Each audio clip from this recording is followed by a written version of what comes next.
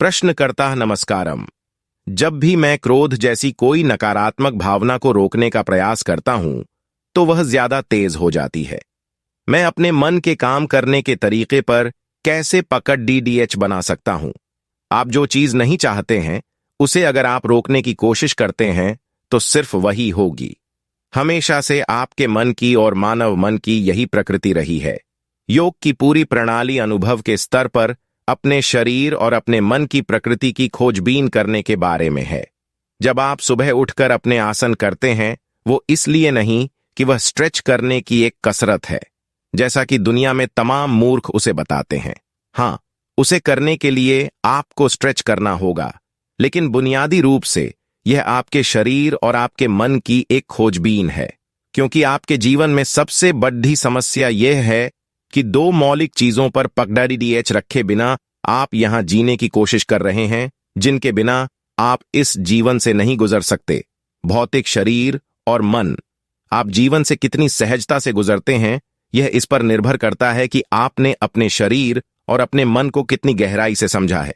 सफर को आरामदेह होने के लिए गाड़ी को अच्छा होना होगा, और आपको गाड़ी की समझ होनी चाहिए। वह कैसे बर्ताव करती है, वह क्या करती है, और वह जो करती है उसे क्यों करती है। यह आत्मज्ञान नहीं है। अगर आप एक अज्ञानी जीवन जीना चाहते हैं, तो भी यह जरूरी है। लोग कहते थे अज्ञानता आनंद है। अगर यह सच होता तो दुनिया अब तक आनंद में जी रही होती। आसन। शरीर और मन के काम करने के तरीके को तलाशना। जब आप अपने आसन करते हैं, तो आप अपने शरीर और मन की प्रकृति को खोजते हैं। अगर आप अपनी उंगलियों को एक खास तरह से चलाते हैं, तो आपका मन उसके मुताबिक काम करेगा। आप अपने शरीर से जो कुछ भी करते हैं, उससे आपके मन के साथ भी कुछ होता है। एक किताब को पढ़ने से आपको यह समझ प्राप्त नहीं होगी, सिर्फ खोजबीन करने से ही यह आएगी। अगर आप अपनी आंखें बंद करके अपने मन से कोई चीज जबरन हटाने की कोशिश करते हैं, तो आप कभी सफल नहीं होंगे। खुद को शेव करने में ही बहुत से आदमी अपना चेहरा काट लेते हैं। मैंने लोगों के चेहरे से खून निकलते देखा है, क्योंकि वो ज्यादा नजदीक से दाढ़ी काटना चाहते हैं और रेजर उनकी योजना से ज्यादा नजदीक चला जाता है। बुनियादी बातों को समझना, आपका मन कैसे कार्य करता है उसे समझना, किसी बौद्धिक विश्लेषण से नहीं आता। यह एक खोजबीन है। आपको यह करने की जरूरत है कि अपने शरीर को एक मुद्रा में रखिए और यह गौर कीजिए कि आपका मन किस खास तरीके से काम करता है। अपने शरीर को एक दूसरी मुद्रा में रखिए और गौर कीजिए कि आपका मन एक अलग तरीके से काम करता है। जब आप अपने आसन करते हैं, तो आप अपने शरीर और अपने मन के काम करने के तरीके की तलाश करते हैं।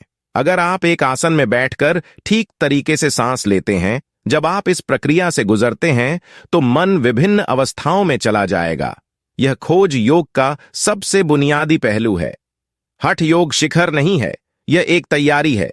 बिना तैयारी के चरण के अगर आप शिखर पर जाने की कोशिश करते हैं, तो आप शायद टूट जाएंगे। कम से कम 80% लोग अपने जीवन में किसी भी किस्म का ध्यान नहीं कर पाएंगे, जब तक कि वे किसी तरह की शारीरिक तैयारी नहीं करते। जिस तरह से वे बैठते हैं, जिस तरह से वे अपने शरीर को चलाते हैं, उससे स्पष्ट है कि वे ध्यान नहीं कर सकते, वे चाहे जितनी कोशिश कर लें। कुछ मात्रा में शारीरिक तैयारी की जरूरत होती है, क्योंकि शरीर और मन दो अलग चीजें नहीं हैं। क्या आपका मस्तिष्क आपके शरीर से बाहर है? आपकी छोटी उंगली के साथ जो होता है, वह मस्तिष्क के साथ भी होता है। मस्तिष्क के साथ जो होता है, वह छोटी उंगली के साथ भी होता है। ये दोनों तरफ से काम करता है।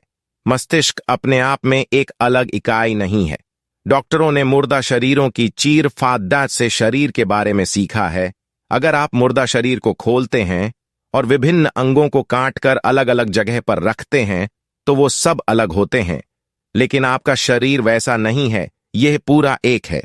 सिर्फ एक काटने वाली छुरी के लिए वह अलग अलग है, लेकिन एक जीवित इंसान के लिए यह पूरा एक है। इसीलिए योग प्रणाली को वैसा बनाया गया है जैसी के तौर पर जो चीजें आप चाहते हैं, उनका प्रतिरोध करने की कोशिश कीजिए। आप देखेंगे कि वो आपके अंदर तीव्रता से व्यक्त होंगी। अगर आप कोई चीज नहीं चाहते हैं कि वह हो, तो उसे न होने देने की कोशिश कीजिए, तब वह जरूर होगी। ऐसा इसलिए है क्योंकि आप एक ऐसी अवस्था में हैं जहां आप अपने मन को पहले गियर में डालना चाहते हैं और वो रिवर्स गियर में चला जाता है। चीजें करने का यह सबसे अच्छा तरीका नहीं है, लेकिन यह समझने के लिए कि अभी मन उसी तरह है, आप इसे आजमा सकते हैं। अगर आप किसी चीज का विरोध करते हैं तो सिर्फ वही चीज घटित होगी। अपनी साधना करें, यह काम करता है। कल से सुबह 5 बजे उठ जाइए, ठंडे पानी से नहा लीजिए और अपनी साधना हर दिन 5:30 पर शुरू कीजिए। कुछ समय बाद बहुत सी चीजें जो आपके मन में समस्या थीं, वो जा चुकी होंगी। अपना हठ योग हर दिन 1 घंटा कीजिए, वह कारगर होगा। लेकिन अगर आप समझना चाहते हैं कि वो कैसे काम करता है, उसकी क्रियाविधि और प्रक्रिया क्या है, उसके लिए बहुत प्रयास और समय लगता है। उसे अमल करने में बहुत मेहनत नहीं लगती।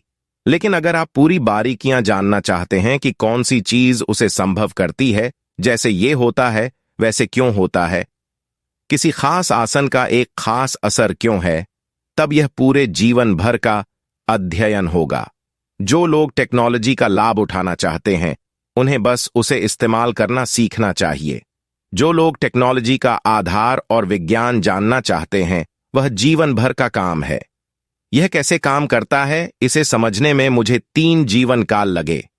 मैं मान लेता हूं कि आप मुझसे ज्यादा स्मार्ट है क्योंकि आप मेरे पास आए हैं और सारी चीजें जो मैं करता हूं, कोई मीठी बात नहीं, स्वर्ग का कोई वादा नहीं, कोई चमत्कार नहीं और एक भी मधुर शब्द नहीं, कोई गले लगाना नहीं, आप फिर भी यहां हैं।